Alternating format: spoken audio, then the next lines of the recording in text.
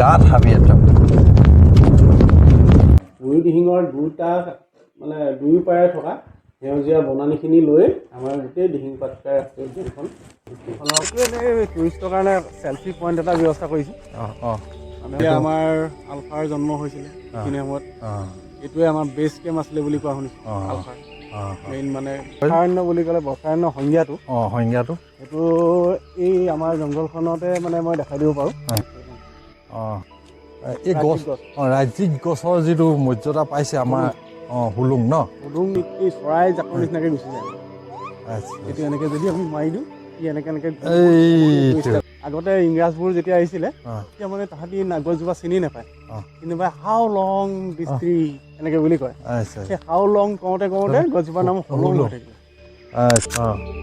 আগতীয়াকৈ মানুহটো যদি পলাই দিয়ে হাতীটোৰ সন্মুখৰ পৰা তেতিয়া হাতীয়ে খেদি অহাৰ মানে চান্সটো বেছি এই ৰেইন ফৰেষ্টৰ যিটো সেমেকা যিটো হেৰি পৰিৱেশ এয়া এইবোৰ শিল এইবোৰ টিকটিকি আছে 19 কিলোমিটাৰ আঁতৰৰ পৰা হাতীয়ে যিকোনো বস্তু গোন্ধ পাবলৈ সক্ষম হয় তেতিয়া সেই আলফা যিবোৰ কেম্প আছিলে বুলি কয় ইয়াত সেই কেম্পবোৰ ইয়াৰ গাঁওবাসীয়ে আমাৰ বিভাগৰ লগত মানে কিবা এই ৰাস্তাটোৱে যাতে পৰ্যটক গ'লে দুয়োফালে অকল ৰখিতে দেখি পাব তাত নাম ফলক চব লগোৱাই দিয়া হ'ব কোনটো প্ৰজাতিৰ হয় ফুলিলে কেনেকুৱা ধৰণৰ হয় ফটোৰ সহিতে এই গোটেইখিনি মানে ব্যৱস্থা কৰিব পাৰে এইটো যদি কেনেবাকৈ কোনোবা মানুহে সেইখিনি সময়ত মতা ধনেশ মাৰি দিয়ে তাত বিভিন্ন ইয়াত মৰি যায় তেতিয়া সেই মাইকীজনী আৰু ভিতৰৰ পৰা ওলাব নোৱাৰে পোৱালি সহিতে তাতে মৰি যায় কমটি দুখৰ কথা নেকি এইটো কিমান প্ৰকৃতি গতিকে সেইকাৰণে কোনো ধৰক মাইকী বাঘিনীজনীয়ে সেই মতা বাঘটোৰ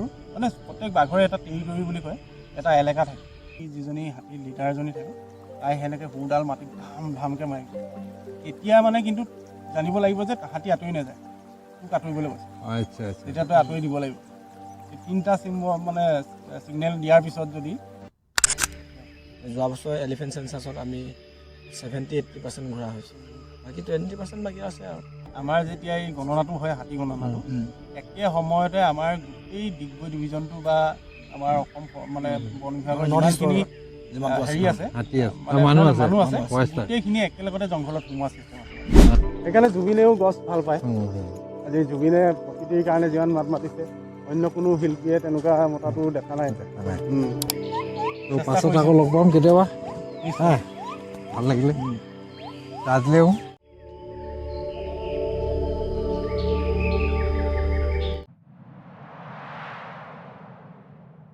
নমস্কাৰ মুক্ত আড্ডাৰ আজি খণ্ডলৈ পুনৰবাৰ আপোনালোকক স্বাগতম জনাইছোঁ এতিয়া আমি যাবলৈ ওলাইছোঁ চৰাইপুঙলৈ একালত চৰাইপুঙত আলফাৰ ঘাটি বুলি অসমৰ বিভিন্ন লোকে জানিছিলে বা ভাৰতবৰ্ষতো প্ৰসিদ্ধ আছিলে গতিকে আমি আজি চৰাইপুং চাবলৈ ওলাইছোঁ আপোনালোকক দেখুৱাম চৰাইপুঙৰ বৰ্তমান পৰিস্থিতি কি আৰু চৰাইপুঙৰ সেই সৌন্দৰ্যতা চৰাইপুঙৰ যি সৌন্দৰ্য আমি দেখিছোঁ বা আমি যি জানো তাৰ বিষয়ে আপোনালোকক দেখুৱাবলৈ চেষ্টা কৰিম ব'লক আমি চৰাইপুঙলৈ যাওঁ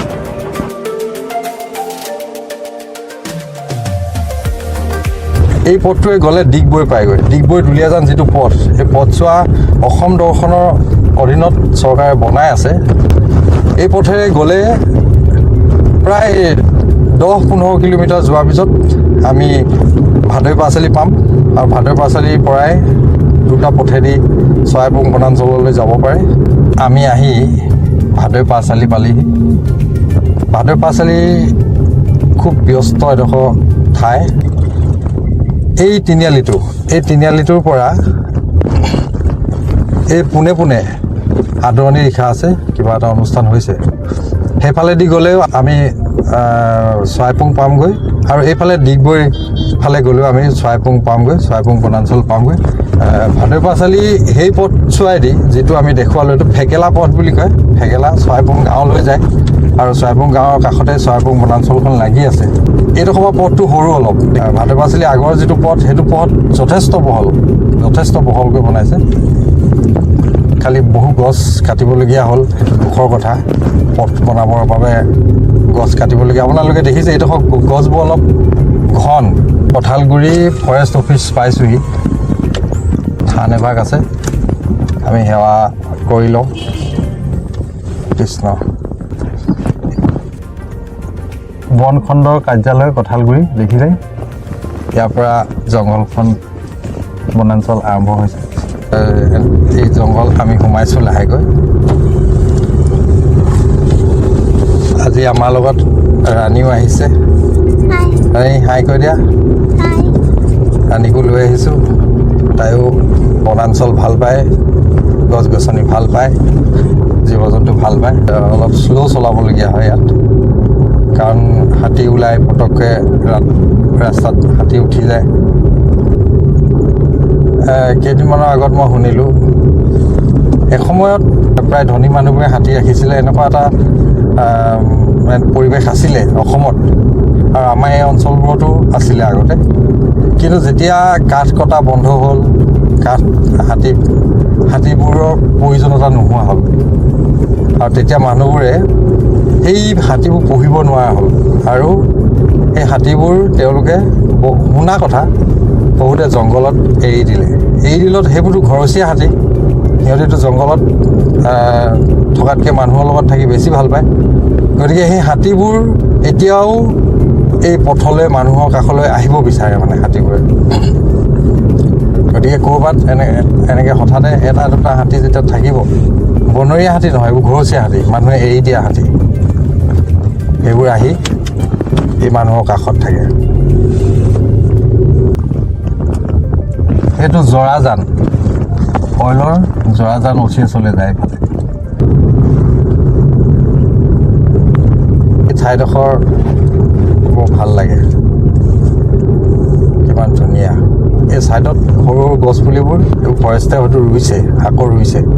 এইটো এটা সাপ, এই আচল এইটো এটা সাপ পাৰ হৈ গৈছে। এইটো দেখিছা? এইটো চোৱা, দেখিলা? এইটো চোৱা, দেখিলা কিমান ডাঙৰ সাপ? এইখন চৰাইপুং পাৰ। আমি এইফালে দিয়ে যাব লাগিব এতিয়া। যিখন উদ্যান চৰাইপুং, যিখন বনাঞ্চল আচলতে দিহিং পাটকাই ৰাষ্ট্ৰীয় উদ্যানৰ আণ্ডাৰতে আছে। আমি এই পথেদি যাব লাগিব। তাৰ লগাই থৈছে, ইয়াত লিখিছে কৰিবলগীয়া কাম কি, কৰিব নলগীয়া কাম কি, নিয়ম নীতিসমূহ তেওঁলোকে লিখি দিছে ইয়াত। Can't contact to mobile network এইডোখৰত নাই, তাত মোবাইল নেটৱৰ্ক নাপায়। এটা সময়ত ইয়াত প্ৰিমিয়াৰ অইল কোম্পানী এটা তেল খনন কৰিছিলে। এই পথেদি গ'লে আমি এইটো পাম, পাৰিলে আমি দেখুৱাম আপোনালোকক। ডাঠ হাবি একদম। ইয়াত আমি এটা কথা শুনিছিলোঁ, কেইটামান ভালুক আমি এৰা কথা শুনিছিলোঁ। আমি পাৰিলে এই ভালুককেইটাক চাবলৈ চেষ্টা কৰিম। বহুডোখৰ ঠাই বনৰ জংঘলৰ মাজে মাজে আহি এইখন আমি এতিয়া পালোহি চৰাইপুং গাঁও। এইপাৰে এয়া বনাঞ্চল আৰু এইপাৰে চৰাইপুঙৰ গাঁওখন। ইয়াত এতিয়া পকী ঘৰ হৈছে অলপ, আগতে কেঁচা ঘৰ আছিলে, এতিয়া পকা ঘৰ এয়া বনাইছে দুই এঘৰ। এইয়া চৰাইপুং প্ৰাথমিক বিদ্যালয়, এইখন চৰাইপুং প্ৰাথমিক বিদ্যালয়। কিন্তু পথটো ভাল নহয়, পথটো বৰ ওখৰা মুখা। দিহিং পাটকাই ৰাষ্ট্ৰীয় উদ্যানৰ যিটো ডিগবৈ ফৰেষ্ট ডিভিজনৰ যিটো অফিচ, এই অফিচ পালোহি। আঞ্চলিক বন বিষয়াৰ কাৰ্যালয় চৰাইপুং, দিহিং পাটকাই ৰাষ্ট্ৰীয় উদ্যান, ডিগবৈ বন সংমণ্ডল।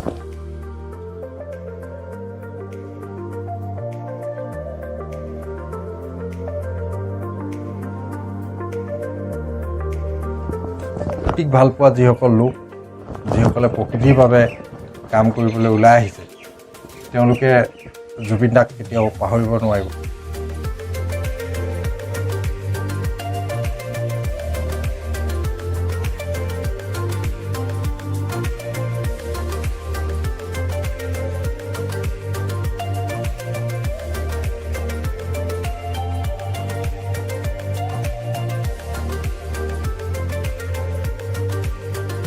ৰাষ্ট্ৰীয় উদ্যান বুলি ক'লে আমাৰ মানে এটা বৃহত্তৰ এলেকা, 231.65 বৰ্গ কিলোমিটাৰৰ এখন আমাৰ মানে বৰ্ষাৰণ্য হয়। এই বৰ্ষাৰণ্যখন 3টা আঞ্চলিক বন বিষয়া কাৰ্যালয়ে ইয়াক মানে চোৱা চিতা কৰে।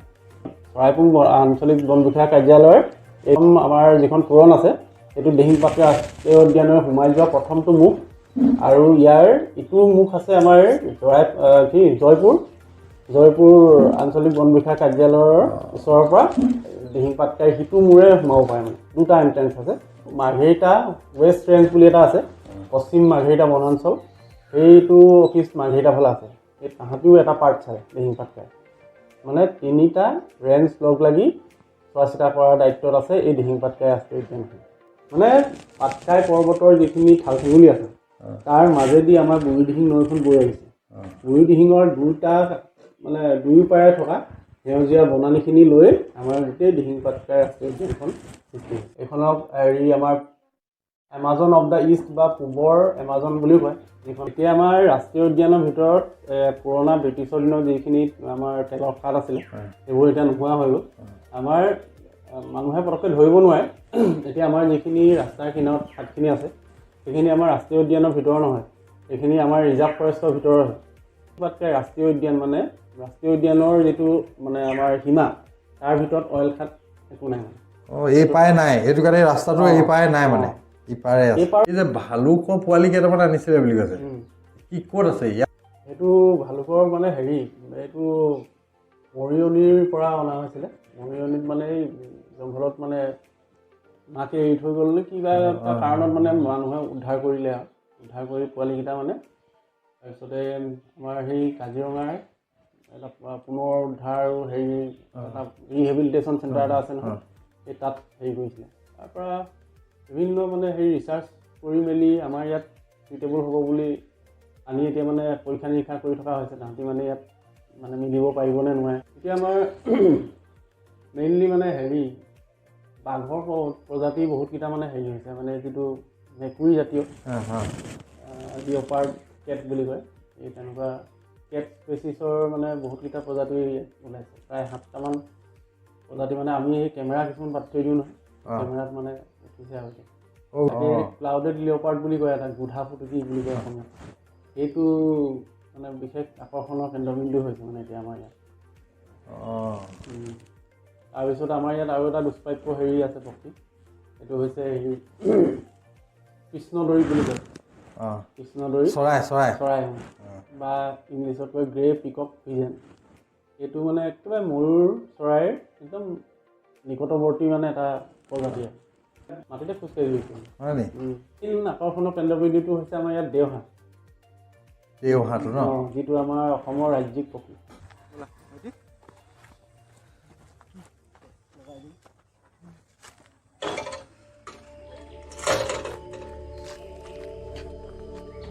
এইটোৱে টুৰিষ্টৰ কাৰণে চেলফি পইণ্ট এটা ব্যৱস্থা কৰিছে মানে ফটো চটো মাৰিবলৈ ফৰেনাৰ যোৱা বছৰটো বহুত আহিছিলে এই বছৰো আহিছে লাহেকৈ এতিয়া টাইম হৈছেহে আহিব আৰু লাহেকৈ এই আমাৰ জংঘলখনৰ মেইন বৈশিষ্ট্যখিনি মই অকণমান কৈ দিওঁ এই ওখ গছবিলাক চব ফুলুং গছ এইবোৰ এই যিবোৰ একদম থিয় একদম পোন গছবিলাক দেখিছা তুমি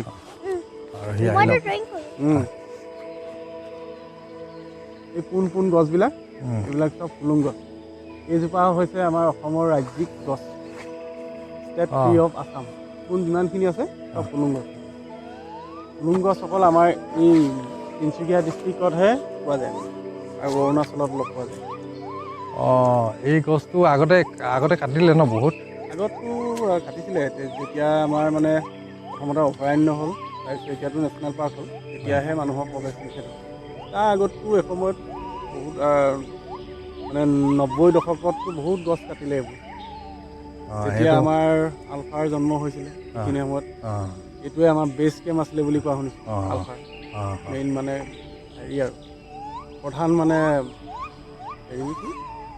কক্ষ আৰু মেইন মানে চাউনি হেনা চাউনি আছিলে এই ৰেইন ফৰেষ্টৰ যিটো আমি এতিয়া সংজ্ঞা এটা ৰেইন ফৰেষ্ট বুলি কয় বৰ্ষাৰণ্য বুলি ক'লে বৰ্ষাৰণ্য সংজ্ঞাটো সেইটো এই আমাৰ জংঘলখনতে মানে মই দেখাই দিব পাৰোঁ এই আমি আগতে যে পাইছিলোঁ তৃণ গুল্ম বৃক্ষ এই গোটেইকেইটা প্ৰজাতিৰ গছ ইয়াত পায় মানে ইয়াত একেবাৰে সেই তলৰ ঢেকীয়া জাতি সেইখিনি তৃণ টাইপৰ তেনেকুৱা গছ থাকিব, তাৰপিছত তাতকৈ অকণমান ডাঙৰ গুল্মজাতীয় তেনেকুৱা থাকিব, তাতকৈ আৰু এটা এই নাহৰ আজাৰ এনেকুৱা জাতীয় গছৰ সেইটো এটা তৰফ থাকিব, কেনপি বুলি কয় তেনেকুৱা মানে। আৰু একেবাৰে টপত থাকিব এই হুলুং মেকাই এনেকুৱা ধৰণৰ এটা মানে হেৰি আচ্ছাদন, মানে গছৰ 4টা আচ্ছাদন মানে ইয়াত পোৱা যায় মানে। এই তলৰ পৰা 4 তৰফৰ গছ একেলগতে থাকে মানে। গতিকে একেলগতে 4 তৰফৰ গছ থকাৰ পৰা কি হয়, এতিয়া বৰষুণ দিয়ে, বৰষুণৰ পানীবোৰ মানে এটা তৰফৰ পৰা এটা তৰফত পৰি ইটোৰ পৰা আকৌ ইটো তৰফত পৰি একেবাৰে তলৰ তৰফটোত পাবলৈ হ'লে এই 3 দিন 4 দিন কেতিয়াবা এসপ্তাহমানো লাগি যায় মানে। সেইকাৰণে বৰষুণ দিয়াৰ পিছত বৰষুণ নিদিয়া 4-5 দিনলৈকে মানে বৰষুণ পৰি থকা নিচিনা লাগে মানে। সেইকাৰণে সেইকাৰণে ৰেইন ফৰেষ্ট বুলি কয়। আচ্ছা। আৰু ইয়াৰ পৰা মানে এটা মানে ইয়াৰ গাঁৱৰ নিচিনা এটা পৰিৱেশ সৃষ্টি হৈ থাকে মানে এনি টাইম। যিটো মানে সেই পানীৰ ভাৱবোৰ আকৌ ওপৰলৈ উঠি যায়, উঠি গৈ আকৌ সেইবোৰ ডাৱৰ হয়গৈ। তেনেকুৱা মানে এটা মানে হিউমিডিটি যিটো আৰ্দ্ৰতা, এটা আৰ্দ্ৰতাৰ মানে ভৰপূৰ হৈ থাকে মানে সেমেকা মানে সেমেকি থাকে। এতিয়া আমি যদি এনেকে ডাইৰেক্ট সোমাই যাওঁ জংঘলৰ ভিতৰত, উভতি আহোঁতে আমাৰ গোটেই চোলা পেণ্ট চব তিতি যাব। আচ্ছা। সেই পানীটোৰ লেয়াৰটো লাগি থাকে মানে, লাগি থাকে, একেবাৰে শেষ হৈ নাযায়গৈ মানে। এতিয়া অৰ্কিড জাতীয় যিবোৰ গছ, এতিয়া অৰ্কিডে সেই ৰেইন ফৰেষ্টটো সেইটো কাৰণে মানে ভাল হয় নি, এনেকুৱা কথা? সেই অৰ্কিড এইটো কাৰণে হৈছে, অৰ্কিডে মানে সাধাৰণতে চব পৰিৱেশত কিছুমান বেলেগ বেলেগ অৰ্কিড হয়। আমাৰ ইয়াত ৰেইন ফৰেষ্টত মানে গোটেইকেইটা বস্তুৱেই পায় মানে। এই তাৰ জীয়াই থাকিবলৈ মানে অৰ্কিডৰ সেই গোটেইকেইটা পৰিৱেশ পায়, আৰু সেইকাৰণে ইয়াত অৰ্কিডৰ সংখ্যাটো অকণমান বেছি মানে। আচ্ছা। একেবাৰে শুকানো পায়, একেবাৰে মানে হেৰি কি কয় হিউমিড থকা একেবাৰে আৰ্দ্ৰতাৰে ভৰপূৰ তেনেকুৱাও পায়, ক'ৰবাত পানী মানে জেপজেপিয়াও পায়, ক'ৰবাত কাৰণ পাহাৰো আছে আমাৰ ইয়াত, পাহাৰীয়া জেগাও আছে। গোটেইকেইটা পৰিৱেশতে মানে বিভিন্ন ধৰণৰ মানে ভেৰাইটিজ অৰ্কিড মানে হয় ইয়াত। এতিয়া আমাৰ এই যিটো আমি যিটো পথেদি এতিয়া আহি আছোঁ, এই পথটোৱেদি যেতিয়া আমি গৈ থাকিম ধৰক, গৈ এই পথটো এইটো ক'লৈকে আছে, মানে এই পথটো কিমান দূৰলৈকে আছে? এইটো আমি ইয়াৰ পৰা 3 কিলোমিটাৰ গ'লে এটা চাৰিআলি এটা পাম। সেই চাৰিআলিটোতে এটা আমাৰ হেৰি এণ্টি পচিং কেম্প বুলি কয়, বন শিবিৰ এটা আছে। এই বন শিবিৰটোৰ নাম বেট কেম্প বুলি কওঁ আমি। বেট কেম্পটোৰ পৰা 3ফালে আকৌ আমি যাব পাৰোঁ মানে। 3ফালে আকৌ আমাৰ দিহিঙৰ কিনাৰে এনেকৈ আমাৰ বন শিবিৰ কেইটামান আছে। আৰু ইচ্ছা কৰিলে আমি খোজকাঢ়ি এফালৰ পৰা গৈ একদম মাৰ্ঘেৰিটা হৈ ওলাই যাব পাৰোঁ। প্ৰায় 22-23 কিলোমিটাৰমান হয়, দূৰ হয় ন? কিন্তু যোৱাৰ ৰাস্তা আছে, মানে পথ আছে এফালে? আছে, খালি গাড়ী মটৰ যাব নোৱাৰিব আৰু অলপ দূৰ পাৰিব, তাৰপৰা বাকীখিনি খোজেৰে যাব লাগিব। এতিয়া এই এনেকৈ গাড়ী ঘোঁৰা যাব পৰাকৈ কিমান দূৰ হেৰি? গাড়ী ঘোঁৰা যাব পৰাকৈ এতিয়াতো প্ৰায় যাব পৰা হৈছে, আমাৰ এই শুকান দিনকেইটাত পাৰে। 2 এঠাইত অকণমান বোকা থাকে, তথাপিও ইচ্ছা কৰিলে দিহিঙলৈকে ওলাই দিব পাৰি গাড়ী লৈ। খালি অকণমান হেৰি 4 হুইলাৰ গাড়ী হ'লে ভাল, ডাঙৰ চকা গাড়ী। মাজত মানে অলপ হেৰি আছে, অলপ মানে হেৰি খাল বাম থাকেতো, সৰু চকা গাড়ী হ'লে কেতিয়াবা ফচি যোৱাৰ চান্স থাকে। এই ৰাজ্যিক গছৰ যিটো মৰ্যাদা পাইছে আমাৰ হুলুং ন? হুলুং আমাৰ ইয়াত মানে আমাৰ এইটো অঞ্চলত হুলুঙৰ প্ৰাদুৰ্ভাৱটো বেছি হোৱাৰ কাৰণটো হৈছে এই সেমেকা জলবায়ুৰ কাৰণে। আমাৰ ইয়াত মানে সাধাৰণতে সেমেকা জলবায়ুতহে বেছি হয়। মানে আৰু এটা কথা, এই হুলুঙৰ মানে নাৰ্চাৰী কৰিলেও, মানে নাৰ্চাৰীৰ পৰা পুলি নিলেও মানুহে বচাব নোৱাৰে। মানে অকণমান আৰ্টিফিচিয়েলি নহয় বাৰু। ইয়াৰ হুলুঙৰ গুটি মই যদি পাওঁ ইয়াত মই দেখাম বাৰু। হুলুঙৰ গুটিটোত এখন পাখি থাকে, এখন পাখি থাকে। এতিয়া সেই গছৰ ওপৰৰ পৰা গুটিটো সৰি পৰে, এই পাখি দুখনে তাক মানে হেলিকপ্টাৰৰ নিচিনাকৈ ঘূৰি বহুত দূৰলৈ গুচি যায়। সেইখিনি সময়ত যদি বতাহ মাৰে, ঘূৰি বহুত দূৰলৈ গুচি যায়, আৰু য'ত পৰে তাত হুলুং মানে গছজোপা। এই তেনেকুৱা এটা মানে তাৰ নেচাৰ আছে, টেকনিকেল হেৰি আছে মানে, দেখাম বাৰু। আৰু সেই হুলুংটো গুটিটো মানে পচাবলৈ, তাক গজালি মেলাবলৈ বহুত কষ্ট হয়, কিন্তু সি নেচাৰেলি নিজেহে হয়। তাক এনেকৈ পচাবলৈ নোৱাৰি, মানে পচাব পাৰে, কিন্তু মানে বহুত ছিষ্টেম আজিকালি ৰিচাৰ্চ কৰি উলিয়াইছে, তেনেকৈ তাক মানে অকণমান ছাঁ দি এই বাতাবৰণটো দিয়াব লাগিব পুলি। আমাৰ যিটো সেমেকা হেৰিটো, জলবায়ুৰ যিটো পৰিৱেশ, সেই পৰিৱেশটো দি এনেকৈ হেৰি কৰিছে। আৰু তাক সেই ৰোৱা জেগাবোৰো সেই তেনেকুৱা হ'ব লাগে, বৰ বেছি মানে ৰ'দ ঘাই জেগাত নহয় সাধাৰণতে অকণমান সেমেকা অকণমান মানে চেচুকীয়া তেনেকুৱা জেগাতহে হয়। সি ওপৰৰ পৰা যে এনেকে উৰি আহি যিটো প্ৰেছাৰ এটাত পৰে নহয়, সেই প্ৰেছাৰটোতে সি মাটিত মানে ধৰি লয় এনেকুৱা তাৰ বুলি নহয়, এই বস্তুটো নেকি, এইটো নেকি, এইটো হুলুঙৰ সেইখিলা পাত নেকি? এইটো এখিলা পাত গুটিটো ক'ৰবাত সৰি পৰিলে এনেকুৱা দুখন পাখি থাকে। আচ্ছা আচ্ছা, এইটো বস্তু এই বস্তু ই যেতিয়া ওপৰৰ পৰা পৰে ওপৰৰ পৰা এইটো মানে ঘূৰি ঘূৰি আহিব। এইবোৰ হাতী অহা ৰাতি। এইবোৰ ৰাতি হাতী ঘূৰে ন? যেতিয়া হুলুং গুটিটো যেতিয়া হয় একেলগতে চাবলৈ খুব ভাল লাগে। এইটো মানে এইটো গুটিটো গোটেই গুটিবোৰে যায় ঘূৰি ঘূৰি আহে আৰু সেইখিনি বতাহ দিলে বহুত দূৰলৈ সিহঁতি এই চৰাই জাকৰ নিচিনাকৈ গুচি যায়। এইটো এনেকৈ যদি আমি মাৰি দিওঁ সি এনেকৈ বঢ়িয়া। বতাহটো যদি মাৰে বহুত দূৰলৈ হেলিকপ্টাৰৰ নিচিনাকৈ উৰি গুচি যায়। ঠিক। এইটো বস্তু ধুনীয়া উৰিছিলি আকৌ এতিয়া। ঠিক ঠাণ্ডা কিন্তু দেই, ঠাণ্ডা ভিতৰত বহুত। ভিতৰলৈ যিমান সোমাই যাওঁ আমি ঠাণ্ডা লাগি গৈ থাকে। পৰিৱেশটো তাৰমানে তেনেকুৱা। আৰু মানে এই অক্সিজেনৰ পৰিমাণটো বেছি হোৱাৰ কাৰণে ঠাণ্ডাটো লাগে আমাৰ। এতিয়া বাহিৰত আমাৰ কাৰ্বন ডাই অক্সাইডৰ পৰিমাণটো বেছি কাৰণে ঘপককৈ গৰম উঠে। ইয়াত মানে অক্সিজেনটো বেছি আছে যে অক্সিজেন মানে ঠাণ্ডা আৰু। এতিয়া হুলুং গছৰ পৰিমাণটো ইয়াত বেছি হুলুং। আৰু হুলুংটো একচুৱেলি নামটো কেনেকৈ আহিলে, আগতে ইংৰাজবোৰ যেতিয়া আহিছিলে তেতিয়া মানে তাহাঁতি গছজোপা চিনি নাপায়, কোনোবাই হাউ লং দিছ ট্ৰী এনেকৈ বুলি কয়। সেই হাউ লং কওঁতে গছজোপাৰ নাম হলং হৈ থাকিলে। হলঙৰ পৰা হুলুং হৈ গ'ল। এইটো মানে এটা থলুৱা নামহে, মানে মুখে মুখে প্ৰচলিত এটা। এই ব্ৰিটিছে হাউ লং কওঁতে হলং হৈ গ'ল। আৰু ইয়াৰ মানে মেইন কমাৰ্চিয়েল ভেলুটো হৈছে ইয়াৰ পৰা প্লাইবৰ্ড খুব ভাল হয়। প্লাইবৰ্ডৰ কাৰণে ই মানে মেইন এটা স্পেচিছ। প্লাইবৰ্ড ফেক্টৰীবিলাকত ইয়াৰ মানে মূল্য বেছি মানে। হাতী যিটো ইয়াত হাতীৰ সংখ্যা এনেকৈ কিবা গম পোৱা গৈছেনে আজিলৈকে? হাতী চেঞ্চাছ কৰা হয় আমাৰ এই বছৰি, কেতিয়াবা 2 বছৰ মূৰত, কেতিয়াবা 3 বছৰ মূৰত এনেকৈ কৰা হয়। হাতী চেঞ্চাছটো মানে একদম একজেক্টলি নোলায়, তথাপিও আমাৰ আমাৰ ইয়াত পাইছিলোঁ নেকি আমি। আগতে ধৰক মানুহবোৰে আমাৰ এতিয়া বিভিন্ন ঠাইত হাতী পুহিছিলে।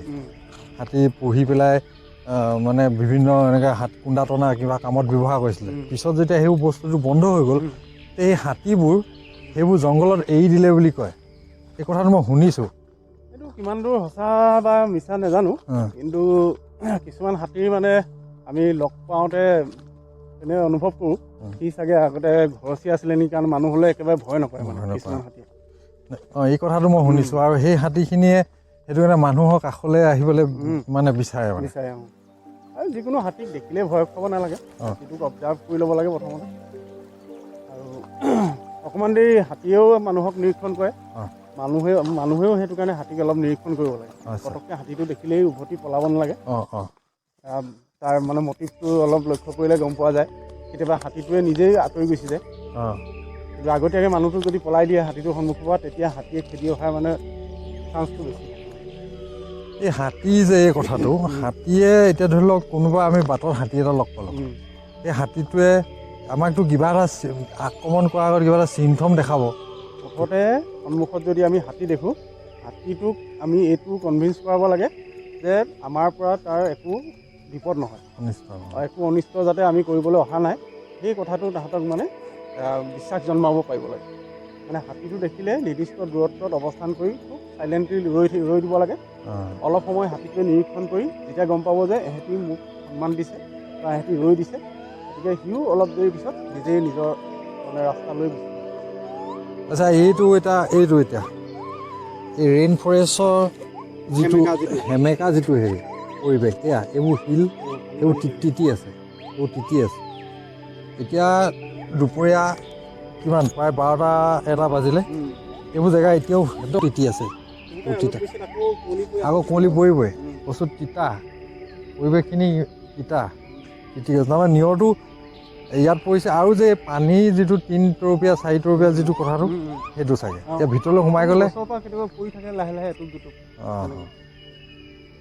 পৰিৱেশবোৰ তেনেকৈ হেৰি হৈ থাকে এই পথবোৰ এতিয়া এইটো এটা পথ এইবোৰ মানে এইবোৰ ক'লৈ যায় এইবোৰ হাতীয়ে বনোৱা ৰাস্তাই হাতী অহা যোৱা কৰা ৰাস্তাই এইবোৰ ৰাস্তাতে আমি জংঘল ডিউটিত যাবলগীয়া হয় ভিতৰলৈ হাতী এনেকুৱা পতি থাকে ন পতি বুলি কয় এটা হাতী দণ্ডী বুলি কয় হাতী দণ্ডী এলিফেণ্ট কৰিডৰ এইটো বস্তুটো নহয় সিহঁতি সদায় হাতীয়েতো এটা কথা কি সিহঁতি যিটো পথেদি আহে সদায় সেইটো পথেদি আহে এনেকুৱা কথা সিহঁতৰ নিৰ্দিষ্ট কিছুমান ট্ৰেক থাকে তাহাঁতি মানে সেই ৰাস্তাটোৱে ব্যৱহাৰ কৰে বেলেগ ফালে কেতিয়াও নাহে বুলি কয় মানে অচিনাকি ৰাস্তাত পটককৈ নাযায় মানে কাৰণ তাহাঁতৰ সৰু পোৱালি থাকে যে তাহাঁতি সদায় যিটো ৰাস্তাত মানে তাহাঁতৰ বিপদ নহয় বুলি তাহাঁতৰ মানে যিখিনি বয়সস্থ হাতীয়ে জানে সেই প্ৰথম ধাই হাতীজনী সেইকাৰণে প্ৰথম যায় মানে গ্ৰুপ এটাত তাই একদম লিডাৰজনী এজনী মাইকী মানে বুঢ়ী হাতী হয় সেই তাই মানে বহুত এক্সপিৰিয়েঞ্চ থাকে যিটো ৰাস্তাত কোনো বাধা বিঘিনি নাই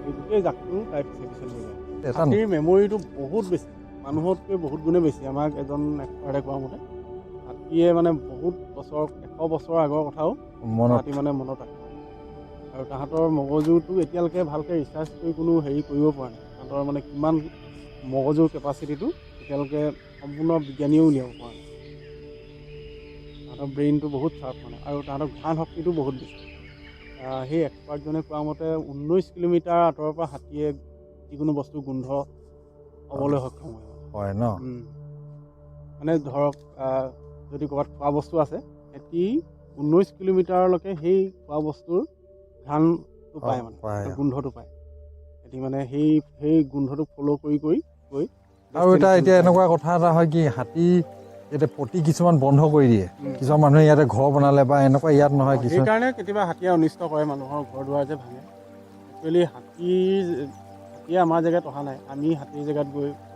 বন ধ্বংস কৰি হাতীৰ জেগাত আমি ঘৰ বনাইছোঁ ৱাল বনাইছোঁ সেইকাৰণে হাতীয়ে অনিষ্ট কৰে সেইটো এটা কথা শুনিছোঁ আৰু এটা কথা কি এতিয়া ধৰ পোৱালি হাতীটো যদি সি জন্মই হোৱা নাছিলে তাৰ দেউতাক বা ককাহঁতে হাতীটোৰ কথা কৈছোঁ ককাহঁতে সেইটো পথেদি আহিছিলে সি যেতিয়া জন্মই হোৱা নাই কিন্তু পিছত জন্ম হৈ সি সেইটো পথ অট'মেটিক সি চিনি পাই যায় বোলে চিনি তেনেকৈ নাপায় সি মাকৰ লগত যায় তাৰপিছতে মাকে আকৌ তাইৰ মাকৰ পৰা শিকিছে তেনেকৈ ফ'ল' কৰি তাহাঁতি মানে সেই ৰাস্তাবোৰ মুখস্থ কৰে আচ্ছা এতিয়া এইটো দ খাওঁৱে ন এইটো খাওঁৱে এনেকৈ খলা বমা ধেৰ আছে কিছুমান ভিতৰত জলাশয় আছে সেইবিলাকত আমাৰ দেওহাঁহ কেতিয়াবা চৰি থাকে ন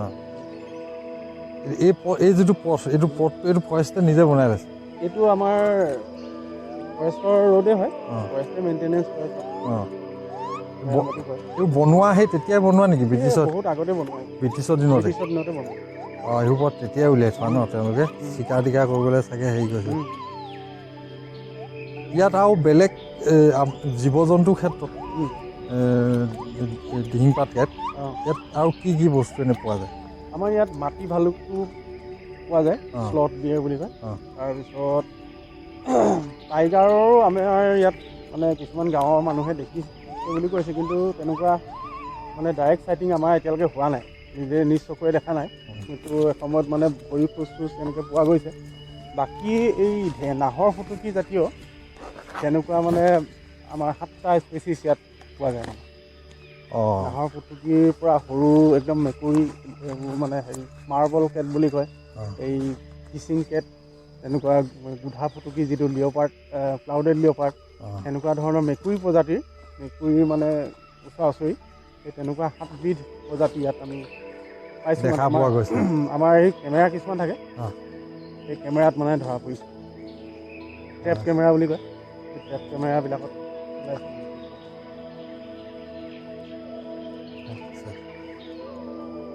ৰাতিপুৱা সময়ত আহিলে ভালকৈ দেখা পোৱা যাব ৰাতিপুৱা সময়ত বেছি ভাল মানে এতিয়া এক্টিভিটিবোৰ ভাল হয় জীৱ জন্তুবিলাকত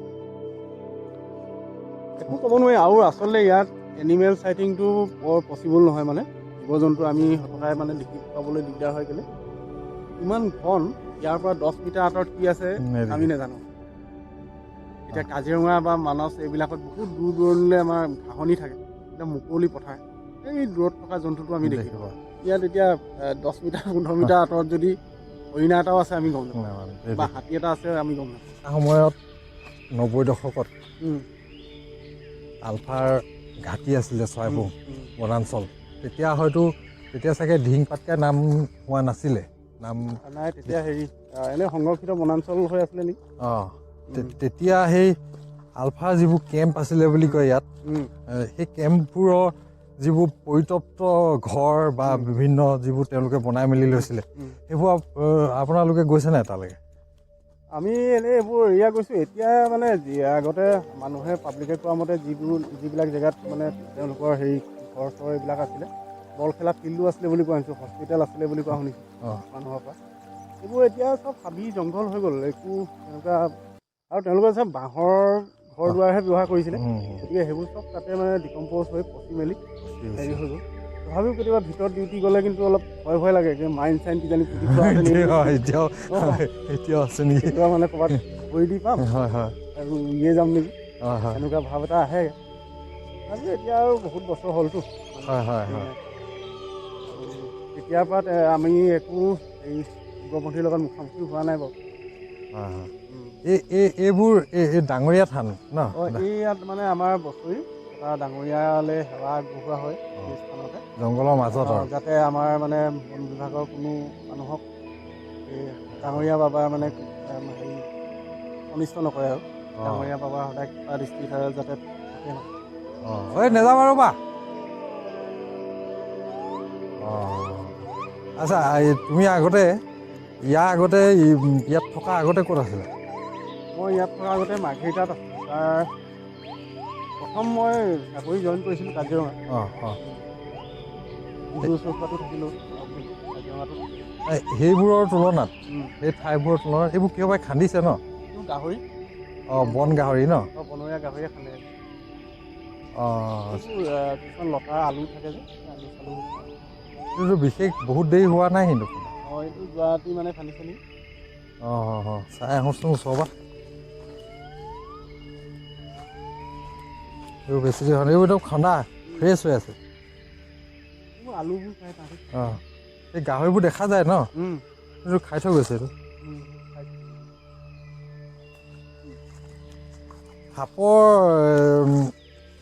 সাপৰ প্ৰজাতি বহুত আছে ইয়াত ন? সাপৰ প্ৰজাতি আছে ইয়াত, কিং কোব্ৰা আছে, ৰজা ফেটি, আৰু অজগৰটো বহুত আছে। আমি গাঁৱত ওলোৱা অজগৰ ইয়াত কমচে কম 50টামান এতিয়ালৈকে মিলিলে। লাজুকী পালৰটো হতকাই দেখা পোৱা নাযায়, মানে লুকাই থাকে আৰু দিনৰ ভাগত সি শুই থাকে ৰাতিয়ে, মানে নিশাচৰ প্ৰাণী।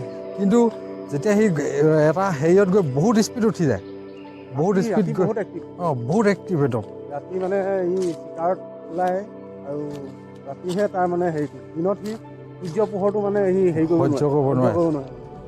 আচ্ছা, মই সুধি আছিলোঁ, এই যে বেলেগত বহুত জেগাত তুমি কাম কৰিছাতো, এতিয়া সেই ঠাইবোৰৰ তুলনাত ইয়াত এই দিহিং পাটকাইত ডিফাৰেঞ্চটো কিবা পাইছা নেকি? মানে সেউজীয়াটো বহুত বেছি ইয়াত, বেলেগ চব জংঘলতকৈ সেউজীয়া পৰিমাণটো আটাইতকৈ বেছি দিহিং পাটকাই। এনেই সোমালে মনটো ভাল লাগি যায়, আৰু অক্সিজেনটো একদম পিয়'ৰ পোৱা যায়, আৰু জংঘলখন বহুত ভাল লাগে মোৰ। আৰু এই হাবিখনৰ মানে সৌন্দৰ্যটো হুলুং গছ কেইজোপাই বেছি কৰিছে, মানে ধুনীয়া কৰিছে, একদম চিধা ওখ। এইটো সেই এতিয়া আগতেতো কাঠৰ ক্ষেত্ৰত কাঠৰ যেনেকে A ক্লাছ B ক্লাছ এনেকে আছিলেতো, এই হুলুং গছৰ সেইটো তেনেকুৱা হেৰি আছিলে নেকি? A ক্লাছ আছিলে, A ক্লাছ 3 হেৰিয়াত পৰে। এইটো মানে A ক্লাছৰ মানে 1, A ক্লাছ 2 এনেকে থাকে যে, A ক্লাছ 3 এইটো মানে A ক্লাছে হয়। এইটো কাঠটো বিৰাট মূল্যৱান কাঠ। আচ্ছা, ৰাষ্ট্ৰীয় উদ্যান হোৱাৰ পৰা কিন্তু মই ইয়াত থকাৰ পৰা মই পাইছোঁ মানে ইয়াত কোনো আমাৰ ওচৰ চুবুৰীয়া কোনো গাঁৱৰ মানুহে এজোপা গছো নাকাটে ইয়াত। কোনো চিকাৰ বা তেনেকুৱা ধৰণৰ কোনো মনোভাৱেই নাই মানুহৰ। নাই। আৰু চব প্ৰত্যেক মানে ইয়াৰ গাঁওবাসীয়ে আমাৰ বিভাগৰ লগত মানে কিবা এটা আমি সহায় বিচাৰিলে উঠি পৰি আহে, সহযোগিতা কৰে, ইয়াত সহযোগ কৰে। সেইকাৰণেও ইয়াত থাকি খুব ভাল লাগে। এটা সময়ত তেওঁলোকে কিন্তু সহিলে, এটা সময়ত এইটো অশান্ত আছিল এইটো এইবোৰ অঞ্চল। এই যে আচলতে উগ্ৰপন্থী যেতিয়া আছিলে সেইখিনি সময়ত পৰিৱেশটো বৰ বেয়া আছিলে, অশান্ত আছিলে। এতিয়া তেনেকুৱা একো অসুবিধা নাই আৰু ভৱিষ্যতে আৰু ভাল হওক সেইটোৱে কামনা কৰোঁ। নাই, ঠিক আছে, আমাৰো ভাল লাগিছে আজি, বহুত কথা জানিব পাৰিছোঁ দেই। আৰু মানে কি কয় ইয়াত কৰিবলগীয়া বহুত আছে আমাৰ জংঘলখন শুৱনি কৰিবলৈ, ইয়াতে পৰ্যটক আৰু আহে, আমি চেষ্টা সদায় কৰি আছোঁ।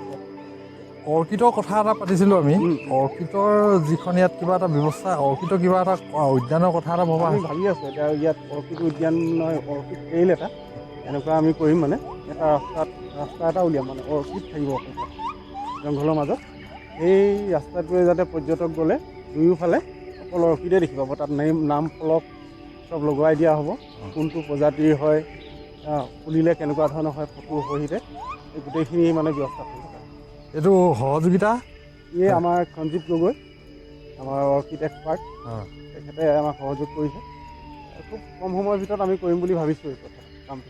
97ত যেতিয়া আমি কলেজীয়া জীৱন আৰম্ভ কৰিছিলোঁ, তেতিয়া গান ভাল পোৱা যিটো ভাস্কৰ, আজি সেই গান ভাস্কৰে আহি অৰণ্যক ভাল পাবলৈ শিকিলে।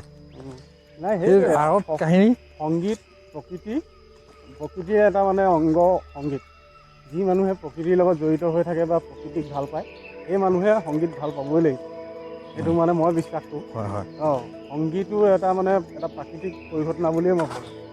গতিকে এসময়ত সেই সংগীতৰ প্ৰতি অনুৰাগ আছিল, এতিয়া কালক্ৰমত আহি প্ৰকৃতিৰ মাজত সোমালোঁ, এতিয়া প্ৰকৃতিৰ সংগীততে আবদ্ধ হৈ আছোঁ আৰু। এতিয়া জুবিন তেনেকুৱা। সেইকাৰণে জুবিনেও গছ ভাল পায়। আজি জুবিনে প্ৰকৃতিৰ কাৰণে যিমান মাত মাতিছে, অন্য কোনো শিল্পীয়ে তেনেকুৱা মতাটো দেখা নাই। গতিকে সেই অনুভৱখিনি মানে তেওঁ অন্তৰৰ পৰা কৰিছিলে আচলতে প্ৰকৃতিৰ প্ৰতি।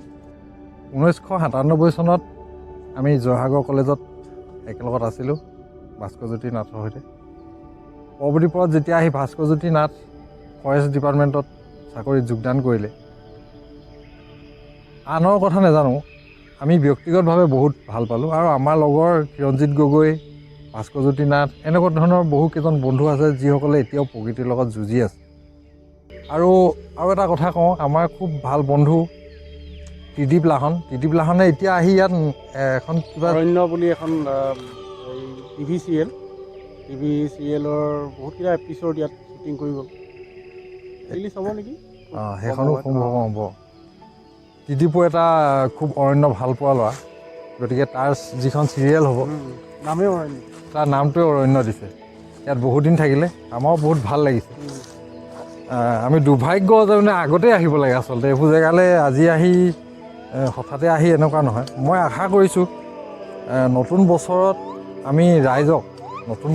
আমি অসমবাসী ৰাইজক বা ভাৰতবাসী ৰাইজক এটা ভাল উপহাৰ দিব পাৰিম।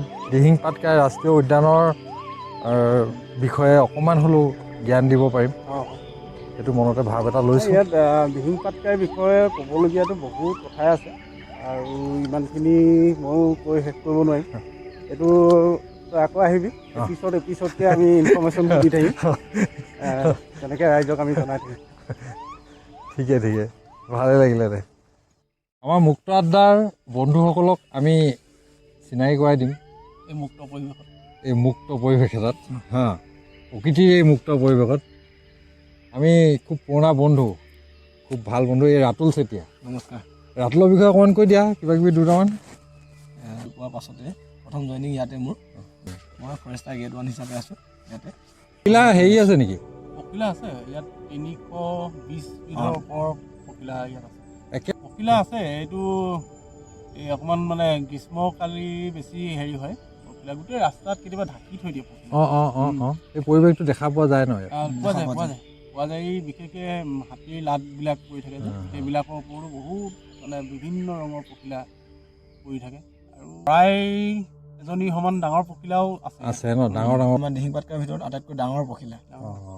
আৰু ইয়াতে মানে বিভিন্ন যেতিয়া নেকি ফ্লাৱাৰ ছিজন হয়, ফ্লাৱাৰ ছিজনতে পখিলাৰ এক্টিভিটিটো বেছি দেখিবলৈ দেখা যায় ন? মানে সেই এপ্ৰিল, মে', জুন এনেকুৱা।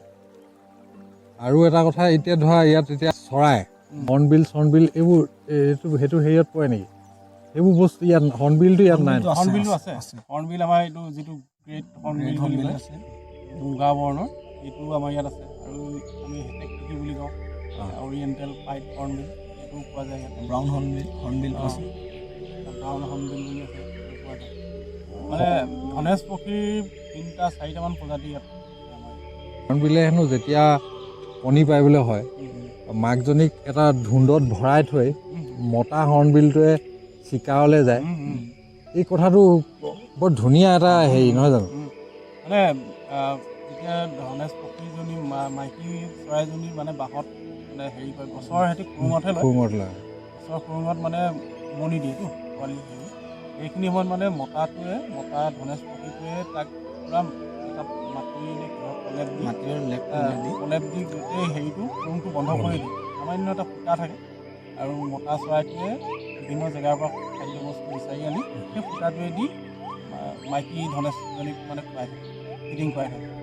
যদি কেনেবাকৈ কোনোবা মানুহে সেইখিনি সময়ত মতা ধনেশ পক্ষীটো মাৰি দিয়ে, তাত বিভিন্ন ইয়াত মৰি যায়, তেতিয়া সেই মাইকীজনী আৰু ভিতৰৰ পৰা ওলাব নোৱাৰে, পোৱালি সহিতে তাতে মৰি যায়। কমটি দুখৰ কথা নেকি? এইটো কিমান প্ৰকৃতি। গতিকে সেইকাৰণে কোনো ধৰণৰ চৰাই চিৰিকটি বা জীৱ জন্তু এতিয়াও অপকাৰ কৰিব নোৱাৰে। তাহাঁতৰ এটা মানে সিহঁতি চব মানে ইটো সিটোৰ ওপৰত হেৰি ডিপেণ্ডেণ্ট মানে। আৰু বহুত পশু পক্ষীয়ে মানে ইটো সিটোৰ ওপৰত ডিপেণ্ড কৰে। যেনেকৈ আমাৰ দেওহাঁহে নিজে ঘৰ নাহাতে, তাহাঁতি বেলেগ চৰাইৰ বাঁহত মানে কণী পাৰে, বেলেগ চৰাই মানে এৰি থৈ যোৱা হেৰিবিলাকত খুৰুং বা সজাবিলাকত বাঁহবিলাকত সিহঁতি মানে কণী পাৰি পোৱালি জগায়। এতিয়া যদি সেই আমাৰ দেওহাঁহজনীয়ে যিজনী চৰাই বাঁহত কণী পাৰে, সেই চৰাইজনী যদি কেনেবাকৈ নাইকিয়া হৈ যায়, দেওহাঁহজনীও অট'মেটিক নাইকিয়া হৈ যায়। গতিকে ইটোৱে সিটোৰ ওপৰত ডিপেণ্ড কৰে। গতিকে সেই চেইনডাল আমি কেতিয়াও মানে কোনো কাৰণত মানে ভাঙিব নালাগে। এতিয়া কাষৰীয়া যিবোৰ যে গাঁও আছে, গাঁওবোৰত এতিয়া আমাৰ ইয়াত দেখোঁ বাঘ ওলাইছে, এতিয়া এটা হেৰি চলিয়ে আছে, বাঘ ওলাইছে। এতিয়া এই কাষৰ মানুহবোৰৰ তালৈ যে বাঘবোৰ গুচি যায়, এইটো এটা সময়ত মানে সি 12 মাহ নাথাকে, কিন্তু অলপ দিনৰ কাৰণে, কম সময়ৰ কাৰণে যায়। এই কথাটো পাব্লিকে মানে এই বস্তুটো অকণমান জানিব লাগে। এইটো এৱাৰনেছটো আমাৰো এটা দায়িত্ব। আমি বাৰু যিমান মানুহক লগ পাইছোঁ মিলে মিটিঙে আমি কওঁ, বাঘটো ইমান মানে মানুহৰ অপকাৰী বস্তু নহয়, যিটো মানে আমাৰ নাহৰ ফুটুকী। তাহাঁতি মানে মেইনলি বাঘে যেতিয়া পোৱালি জন্ম দিবলৈ হয়, মাইকী বাঘিনীজনীয়ে সেই মতা বাঘটোৰ মানে প্ৰত্যেক বাঘৰে এটা টেৰিটৰি বুলি কয়, এটা এলেকা থাকে। সেই এলেকাটোত যদি মাইকী বাঘিনীজনীয়ে পোৱালিকেইটা জন্ম দিয়ে, সেই মতা বাঘটোৱে মাৰি পেলায় পোৱালিকেইটা। মানে বাঘে কেতিয়াও নিবিচাৰে তাৰ সমকক্ষ আৰু কোনোবা আহক মানে তাৰ মানে নিজৰ এৰিয়াটোৰ ভিতৰত। গতিকে সেইকাৰণে সেই পোৱালি মাৰিব বুলি ভয়ত বাঘিনীজনীয়ে মানুহৰ বসতি স্থানলৈ মানে ঢাপলি মেলে বা তাত গৈ আশ্ৰয় লয়, যাতে মতা বাঘটোৱে তাত গৈ বিচাৰি নোলায়গৈ। আৰু পোৱালিকেইটা অকণমান খুটি খাব পৰা হোৱালৈকে তাহাঁতি মানুহৰ বাগানে চাগানে মানে চাহ বাগিচা বাগিচাই বিচৰণ কৰি মেলি অলপ সময় কটায়। আৰু সেইখিনি সময়তে মানুহৰ মানে বাঘ দেখিলে মানে হুলস্থুল হয়, কিবা হয় কাৰোবাৰ খুব বেছি ছাগলী কুকুৰা কিবা কিবি দুই এটা ক্ষতি কৰে। আৰু সেইটোতো আমি ক্ষতিপূৰণ হিচাপে সদায় দিওঁৱেই, কিবা অনিষ্ট হ'লে আমি এইটো বন বিভাগৰ ফালৰ পৰা এইটো আমি এক্সগ্ৰেছিয়া হিচাপে আমি দিওঁৱেই। খালি মানে মানুহে বুজা উচিত যে তেওঁলোকে পাৰ্মানেণ্টলি বাঘটো থাকিবলৈ নাই অহা, খালি পোৱালিকেইটাৰ জীৱন বচাবৰ কাৰণে অকণমান সময় তেওঁৰ বাৰীখনত বা ক'ৰবাত আশ্ৰয় লৈছে। আৰু নিজৰ কাম মানে সিদ্ধি হোৱাৰ লগে লগে বা পোৱালিকেইটা খুটি খাব পৰা হোৱালৈকে থাকিব, তাৰপিছত আপুনি ৰাখিব বিচাৰিলেও নাথাকে ধৰণে। এই কথাটো মানুহৰ মাজত সজাগতাটো কম আছে, বাঘ দেখা মাত্ৰকে মানুহে মানে ভীতিগ্ৰস্ত হৈ মানে খেদা কৰা কৰে। আৰু এতিয়া মানে কি হয় আল্টিমেটলি, আৰু প্ৰত্যেক মাক পোৱালি লগা যিকোনো জন্তু, মানুহে হওক, পৰুৱাই হওক, চৰাই হওক, কুকুৰাজনীয়ে নিজৰ পোৱালিকেইটাক কোনোবাই আক্ৰমণ কৰিব বুলি মানুহলৈ খেদা মাৰি নাহে জানো? গতিকে কোনো মাক পোৱালি লগা মানে প্ৰাণী মানে সদায় ভয়ংকৰ হয়। আৰু সেইখিনি সময়ত যদি মানুহে বেছি খেদা কৰা কৰে, সেই বাঘিনীজনীয়ে মানুহক যদি আক্ৰমণ কৰে চান্সটো বহুত বেছি। সেইকাৰণে সদায় আঁতৰত অৱস্থান কৰি তাহাঁতক কেইদিন থাকে থাকিবলৈ দিব লাগে ধুনীয়াকৈ, সেইটো নিজে গুচি যায়। আৰু যি ক্ষয় ক্ষতি হয় সেইটো আহি আমাক আবেদন কৰিলে হ'ল যে ছাগলী এটা খালে, দুটা খালে, তাৰ আমি যিটো মূল্য হয় ক্ষতিপূৰণ আমি সেইটো দিয়াৰ ব্যৱস্থা কৰি আছোঁ আৰু পাই আছোঁ। আৰু এটা কথা এটা মই এইটো মনত পৰিছে সুধিছোঁ এতিয়া আমি যে হাতীয়ে খেদোৱা কথাটো কওঁ হাতীয়ে খেদোৱাৰ আগত মানুহক যেতিয়া আক্ৰমণ কৰিব বা মানুহক যেতিয়া মানে খেদাব তাৰ আগত হাতীয়ে হেনো কেইটামান চিমথম দেখায় এই কথাটো বহু মানুহে নাজানে কিন্তু যে আমি হাতী দেখিলেই পলাই দিওঁ আক্ৰমণ কৰিব এই যে চিমথমবোৰ কেনেকুৱা মই সেইটো কৈছোঁ এতিয়া আমি গাড়ী লৈ ছাপ'জ গৈ আছোঁ ৰাস্তাতে হাতী ওলালোঁ হাতী দেখি পালোঁ লগে লগে আমি মানে গাড়ী বেক কৰি যদি আমি পলাওঁ বেক কৰি লগে লগে যদি আমি বেক গিয়াৰ লগাই মানে গুচি আহোঁ হাতীয়ে কি ভাবিব সি বদমাছ হয় সেইকাৰণে সি পলায় আৰু সি তেতিয়া ফূৰ্তি পায় আৰু খেদা মাৰি আহে খেদিবই মানে কম্পালচৰি যদি হাতীটোক দেখা পায় এটা নিৰ্দিষ্ট দূৰত গাড়ী চাড়ী ৰখাই গ্লাছ গ্লাছ বন্ধ কৰি ৰৈ থাকে হাতীটোৱে অলপ সময়ৰ কাৰণে 5 মিনিটমান কাণ চান থিয় কৰি পূৰা ধুনীয়াকৈ নিৰীক্ষণ কৰিব পূৰা নিৰীক্ষণ কৰিব তেতিয়া গম পাব যে তাহাঁতি একো এক্টিভিটি কৰা নাই গাড়ীখনত চুপচাপ বহি আছে ই লাহেকৈ তাৰপিছত নিজৰ কামত ব্যস্ত হৈ যেনি যাব লাগে গুচি যাব সেইটোকে নকৰি মানুহে হৰ্ণ বজাই মেলি আৰু কেতিয়াবা আগুৱাই যায় কেতিয়াবা আকৌ পিছুৱাই আহে এনেকৈ কৰি এসময়ত হাতীটোৱে খেদা মাৰি আহিলে আকৌ পূৰা পলাবলগীয়া হয় গতিকে সেইটো কৰিব নালাগে হাতীক নিৰীক্ষণ কৰিব লাগে হাতীটো একো বেয়া বস্তু নহয় হাতীয়ে মানুহতকৈ বুজা শক্তিটো মোৰ মতে বেছিহে আছে আমিহে বুজি নাপাওঁ তাহাঁতি কিন্তু আমাক খুব বুজি পায় আৰু যে শুঁৰডাল এনেকৈ পকাত মাৰি দিয়ে থাপ থাপ মাৰে সেইটো যেতিয়া কৰে আৰু আগবাঢ়ি নোযোৱাই ভাল আৰু প্ৰথমতে তাহাঁতি মানে পূৰা টেংকৈ চিঞৰ এটা মাৰে ইয়াত জোৰে সেই চিঞৰটো মাৰে মানে গোটেই তাৰ পাৰ্টিকেইটাক এলাৰ্ট কৰে যে গ্ৰুপত যিমানখিনি মেম্বাৰ আছিলে চবেই মানে তেতিয়া এলাৰ্ট হৈ যায় কিবা বিপদ আহিছে বুলি তাৰপিছত লাহেকৈ সি এই জেনেৰেটৰ নিচিনা ঘূৰ শব্দ এটা কৰে অলপ দেৰি পিছত তেতিয়া গোটেই সিহঁতৰ সমস্ত আহি থুপ খাই আহিলে তাৰপিছত সিহঁতি মানে সেই ধাই বুঢ়ী যিজনী হাতী লিডাৰজনী থাকে তাই সেনেকৈ শুৰডাল মাটিত ধামকৈ মাৰি এতিয়া মানে কিন্তু জানিব লাগিব যে তাহাঁতি আঁতৰি নাযায় তোক আঁতৰিবলৈ কৈছে তেতিয়া তই আঁতৰি দিব লাগিব 3টা মানে ছিগনেল দিয়াৰ পিছত যদি কোনোবা আঁতৰি নিদিয়ে তেতিয়া কিন্তু বিপদ নিশ্চিত তেতিয়া তাৰমানে দিগদাৰ আছে সেই কথাটো মানুহে নাজানে আৰু কিছুমান মানুহে জানে এনেকুৱা কথা মানে এই ধাম যেতিয়া মাৰে তেতিয়া হাতীয়ে মানে সন্মুখত কি বিপদ বুলি গম পায় মানুহৰ পৰা বা যাৰ পৰাই হওক যদি সন্মুখত বাঘ থাকে সাধাৰণতে যদি হাতীজনী পোৱালি লগত গৈ আছে সন্মুখত সিহঁতিটো গোন্ধ পায়ে যায় বাঘৰ গোন্ধ পাই যায় ন সন্মুখত যদি বাঘ এটা আছে তেতিয়া সিহঁতি সেই ছিগনেলটো দিয়ে ধামকৈ মাটিত মাৰে মানে সেই বাঘটোক ৱাৰ্ণিং দিয়ে বাঘটো মানে পলাই যাবৰ কাৰণে দিয়ে আৰু তেতিয়া সিহঁতি কিন্তু এক খোজ মানে আগবাঢ়ি নাযায় চব জেগাত ৰৈ থাকে পূৰা মানে এলাৰ্ট পজিশ্যনত সেইখিনি সময়তো যদি সি বাঘটো আঁতৰি যায় তেতিয়া কিন্তু তাক এটেক কৰি দিব ভাল লাগিলে বহুত কথা পাতিলোঁ আৰু ৰাতুলকো লগ পালোঁ হা আকৌ আহিম কেতিয়াবা আমি এইবাৰ আহিলে তোক একদম ভিতৰলৈ লৈ যাম ভিতৰৰ পৰিৱেশ ভালকৈ দেখুৱাম আজি অকণমান দেৰি হ'ল দিহিং পাটকাইখনৰ বিষয়ে জানিবলগীয়া বহুত কথা আছে আৰু আজি বহুত কথা জানিলোঁ আমিয়ে এতিয়ালৈকে বহুত কথা জনা নাই আৰু বহুত আমিয়ে জানিবলৈ বাকী আছে ই মানে ইমানেই ঘন অৰণ্য ইয়াৰ ভিতৰত আৰু কিছুমান চুকে কোণে আৰু কি ধৰণৰ মানে জীৱকুল হওক প্ৰাণী উদ্ভিদৰ প্ৰজাতি হওক কি আৱিষ্কাৰ কৰিবলৈ মানে এতিয়াও বাকী আছে আমিয়ে গম নাপাওঁ তো ভিতৰৰ সম্পূৰ্ণৰূপে ঘূৰা মানুহ নাই চাগে মানে আমি ঘূৰিছোঁ যথেষ্ট কিন্তু ইমান মানে ভিতৰৰ অঞ্চলত 70% ঘূৰা হৈছে আৰু 30% আছে 100% কৰিবলৈ মানে বহুত বাকী আছে যোৱা বছৰ এলিফেণ্ট চেঞ্চাছত আমি 70-80% ঘূৰা হৈছে বাকী 20% বাকী আছে আৰু য'ত নেকি আমি যাব নোৱাৰোঁ য'ত আমি আজি গ'লোঁ কালিলৈ গ'লে সেই জেগাটো আমিয়ে চিনি নাপাওঁ নতুন হৈ যায় নতুন লাগে নতুন লাগে এই যে হাতী চেঞ্চাছ কৰা কথাটো কৈছিলা সেইটো কেনেকৈ কয় মানে কি কয় হাতীটো একে ডাং কালেকশ্যন কৰি বা নহ'লে ডাইৰেক্ট চাইটিঙৰ মানে থ্ৰুৱেদি হৈছিলে ডাং কালেকশ্যন কৰি সেই চেম্পুল কালেক্ট কৰিব লাগে